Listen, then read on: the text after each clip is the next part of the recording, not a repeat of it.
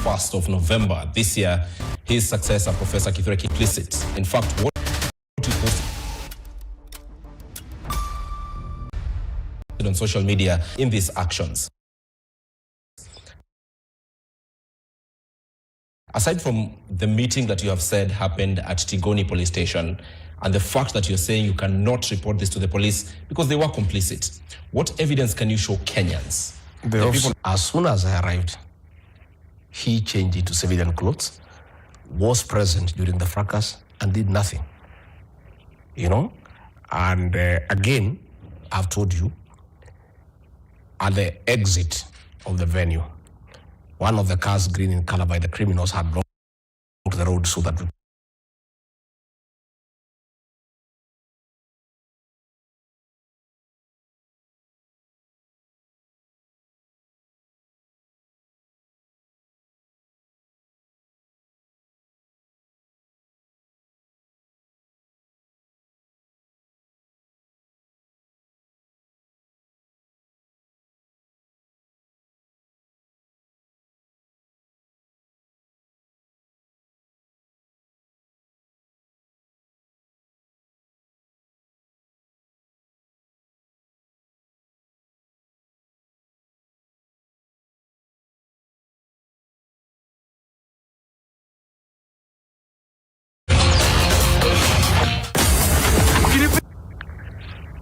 state. I've been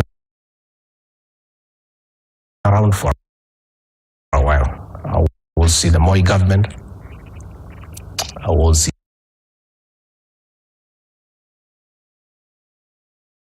in the Kibaki government. I was in Uhuru government. I was in Ruto government. I'm here today. The use of criminal gangs to manage politics after you use them as government. They don't go back home. They just continue committing crimes. From the pictures that are coming from Limuru, people are now calling us because they identify them.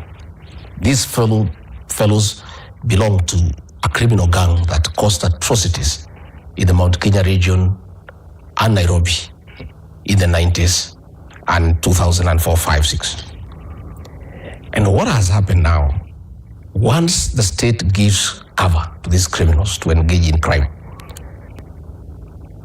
purporting to manage politics for the state, they'll go back to their crimes. And they have already started going to Matatu stages to collect protection fee, going to dowry payment, demanding a 10%, going to hardwares, demanding money.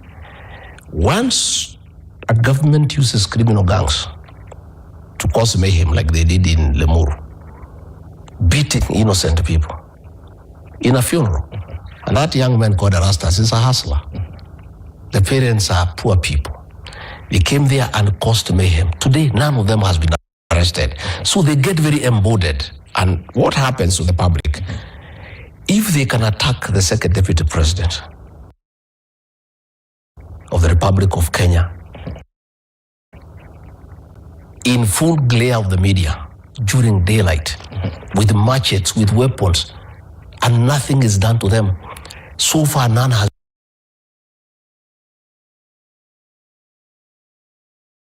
been arrested, despite the fact that these are people who are known even with the criminal records. Then they set upon citizens and start extorting money with police supervision.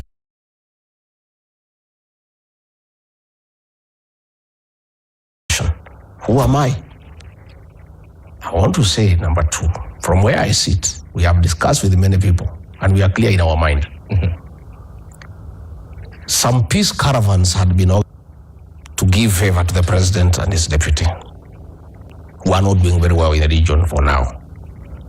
And when people asked why you said peace caravans, there is peace in the Mount Kenya region. Send these peace caravans to Baringo, send them to Espokot, send them to Baragoi. There is an attempt to create chaos in the region through this disruption of meetings. Because you see what will happen, Karanja.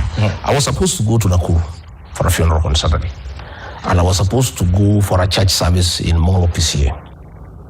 When my supporters in Nakuru learned of what happened, they started organizing themselves to protect me and to deal with whoever may want to come and attack me and create chaos. And I had to stop because I cannot allow that situation, because that is what the planners of this violence wanted.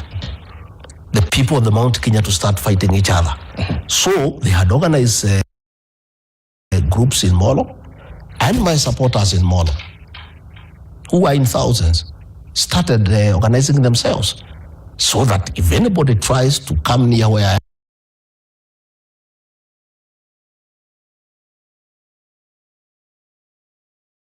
to call off Molo to avoid a clash between my supporters, who are in thousands,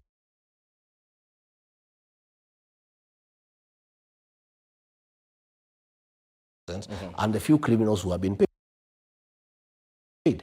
So I can see from where I sit, some people have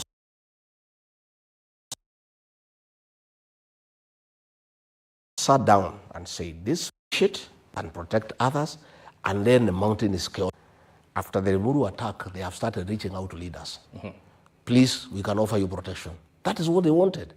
So that we have a situation where, for you to go to a meeting now, the state has absconded responsibility of its role to protect citizens, and now you are leaving leaders to look for criminal gangs to protect themselves. Like if I want to go somewhere now myself, I say, because what happened to Limuru can happen, let me also look for other gangsters to protect me. And then you set people against each other. That is a situation that should never happen, and I want to caution the government to be very careful. When those criminals were brought in the 90s, they developed into something that was very problematic. Rooting them out was a very painful and costly affair. Whoever has sat down and decided that you want to engage these criminal gangs to manage politics in the region, you are courting disaster, and you are starting something that you cannot stop. I don't mean to cut you short, but you served in government for 2 years, Yes. Honorable Gachagua. Yes. And this, as you're saying, is something that the state has done. Is it something that the state has started doing? No, that thing happened. Even that thing, under your tenure. Under our tenure, it has never happened. We are very clear that we cannot allow criminal gangs to take over this country. You cannot allow criminal gangs to go to disrupt meetings and attack leaders and do nothing about it, because you are creating a situation of lawlessness. But it was These under your tenure. These gangs were there. They were introduced in the 90s during the clamor for multipartyism to deal with those who are clamoring for a multi-party state.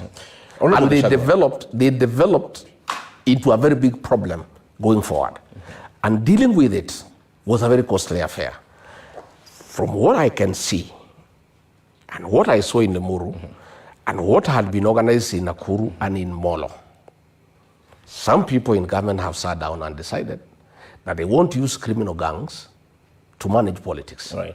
Disrupt meetings, scare leaders, like now they really destroyed vehicles belonging to members of parliament so that leaders are scared of going to meetings. Again, is a way of stifling dissent, because I think leaders who move around with me are very vocal about things that are not right in this country. And I think this is a way of trying to scare leaders. But I can tell you, that is not a situation that can go for long, because members of public will not allow it. And members of public will organize themselves, and they all say no. In fact, the people of Limuru are saying, had we known that this gang was coming, because they were all outsiders, none came from that area. The people of Limuru are crying that they did not have information. They say they would have dealt with those characters. We need to take this so we want the forward. state to take over security, secure all meetings, stop using criminal gangs, and arrest those characters, because from the social media, from the videos, these characters are clearly defined and they are known, and people are even putting names to them because they know them. None has been arrested. Instead, They want to harass the senator for Kiambu, Karungo Thangwa. Karungo Thangwa was a victim. I came with him. We came in the same convoy. He was attacked. His vehicle was attacked. And after the incident, he went to DCI headquarters to report this incident. They refused to listen to him.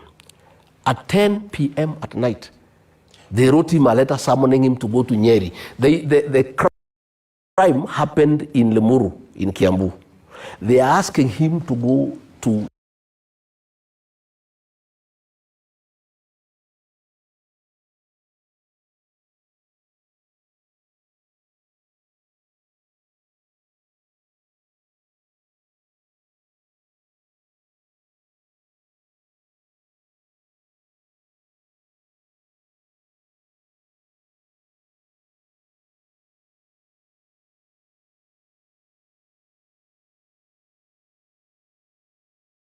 Nyeri. Yet, the local member of parliament